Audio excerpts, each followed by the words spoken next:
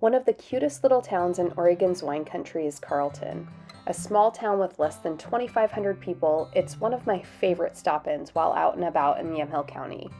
Carlton is in the heart of wine country, surrounded by beautiful landscapes and vineyards. It's known as Pinot Paradise with its nearly 24 tasting rooms.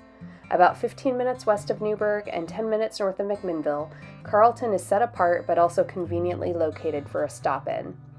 Driving through Carlton's downtown takes 2 minutes or less, so walking through and window shopping is much preferred. You'll find many shops and food, but be sure to go Thursday through Sunday, as most of the places are not open on the less touristy days of the week. K&M Tasting Room was open on this sunny Wednesday that we visited, so I'll tell you a little more about them later. Among the shops in Carlton, you'll find rough-cut soaps and sundries, Violet Rose, multiple farm stores, coffee shops, and of course many wine, but also whiskey and spirits tasting rooms.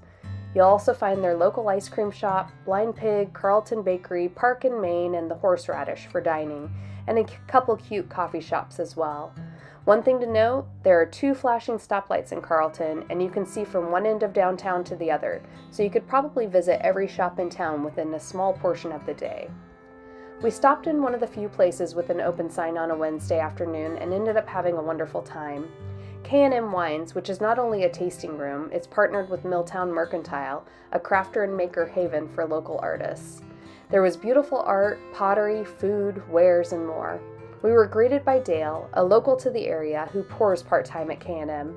She was the sweetest storyteller and told us all about Ken and Morrow, their lovely vineyard, their sheep, and other furry kids.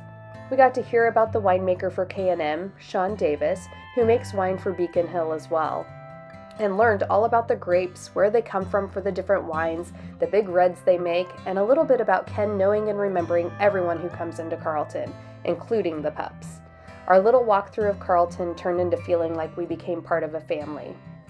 That's what happens in these small towns in Oregon's wine country. What stands out when you visit or live here is seemingly taking a step back in time. With the farmland, the small towns, the historic buildings, the closeness of the people, it really feels special. I'm not one to romanticize a TV series or show, but I've never gotten closer to Gilmore Girls as I do when I'm spending time in towns like Carlton, Oregon. Like and subscribe so you can see my next tour in Wine Country, Oregon.